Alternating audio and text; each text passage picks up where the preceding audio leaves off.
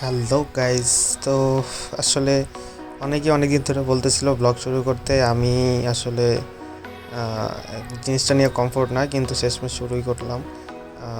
মানুষজন জানতে চায় যে কীভাবে কী প্রসেসিং করলাম বাইরে আসার, বা আশেপাশে অনেক সুন্দর জায়গা আছে যেগুলো এক্সপ্লোর করি প্রায়ই, কিন্তু ভিডিও আকারে আসলে দেওয়া হয় না। তো আজকের ব্লগ আসলে আমরা আমাদের ইউনিভার্সিটি থেকে একটা ট্যুরের ব্যবস্থা করছে। ওইটা আমাদের ইউনিভার্সিটি থেকে খুব কাছেই, 20-25 মিনিট লাগে। জায়গাটার নাম গামচিয়ং কালচারাল ভিলেজ। আমরা আমাদের ডিপার্টমেন্ট থেকে টোটাল 8 জন, সাথে প্রফেসর এবং ড্রাইভার, টোটাল 10 জন আমরা যাচ্ছি। আমাদের ডিপার্টমেন্টটা আসলে নতুন, ইউনিভার্সিটিটাই ইন্টারন্যাশনাল স্টুডেন্টদের জন্য নতুন। এখানে 6 জন নেপালি আর আমরা 2 জন বাঙালি। তো আমরা গামচিয়ং কালচারাল ভিলেজে যাচ্ছি। তো যাওয়ার পথে মাঝখানে হাভার ব্রিজ প্লাস কয়েকটা বিচ পড়লো সুন্দর সুন্দর, আমরা এগুলো দেখতে দেখতে যাচ্ছিলাম। তো সেই কামচিয়ং কালচারাল ভিলেজ আসলে জায়গাটা এত পরিমাণ সুন্দর। ওই পাশে সমুদ্র, প্লাস এখানে অনেকগুলো ক্যাম্পের মতো, মানে কালারফুল ঘর বাড়ি। যদি উইকেন্ড ছিল না, কিন্তু আজকে প্রচুর মানুষ ছিল, ঘুরতে আসছে।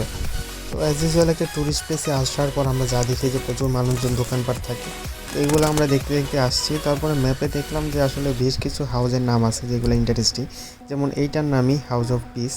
এখানে দেয়ালে আসলে অনেকে অনেক নোট লিখে রাখছে স্মৃতি রক্ষার্থে। বাংলাদেশে আমরা এটা দেখে অভ্যস্ত আসলে, যেরকম আমরা হাতে একটা কলম বা পেন্সিল পাইলে বেঞ্চে বা যে কোনো জায়গায় ওয়ালে আমরা কিছু একটা লিখে রাখি। তো এই জায়গাটার নাম হাউস অফ পিস। এখান থেকে আমরা একটা স্ট্যাম্প কালেক্ট করলাম প্লাস।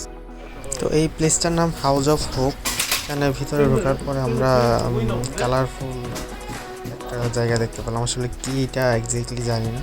তো এটার ভিতরেও একটা জায়গা আছে। জিনিসটা আসলে একটা ভূতরে ভূতরে ফিল দিতেছিল, ভূতরে বাড়ির মতো। মানে পুরো আনকমন একটা ব্যাপার স্যাপার, আপনাকে অন্যরকম একটা ফিল দিবে এখানে আসলে। তো এরকম আরও বেশ কিছু হাউস আছে, আমরা মোটামুটি ট্রাই করছি সবগুলো এক্সপ্লোর করার। প্লাস এখান থেকে আমরা স্ট্যাম্প কালেক্ট করছি। এই প্লেসটার নাম সম্ভবত হাউস অফ ওয়াইন্ড। এটা চারপাশে মিরর দিয়ে আসলে ঢাকা, জিনিসটা তৈরি করা। জিনিসটা অনেকটা ধাঁধা সৃষ্টি করে, মনে হয় যে সামনে প্লেস আছে বা স্পেস আছে, কিন্তু আসলে না।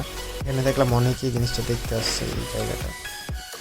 এই হাউসটার নাম যদিও আমার এক্স্যাক্টলি এখন মনে নাই, কিন্তু এটা একটা ইন্টারেস্টিং প্লেস। এখানে দেখা যাচ্ছে যে হাতের মাধ্যমে মিউজিক সৃষ্টি হচ্ছে, প্লাস পাশে একটা টিভি আছে। পাশের রুমে বসার মতো একটা স্পেস।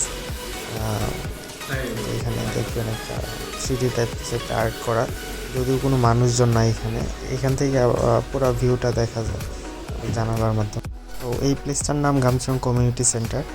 এটা আসলে অনেকটা মিউজিয়াম টাইপ। এখানে দেখলাম অনেকগুলো আর্টের জিনিসপত্র আছে, প্লাস ওরা ওইখানে স্ট্যাম্পও বিক্রি করে।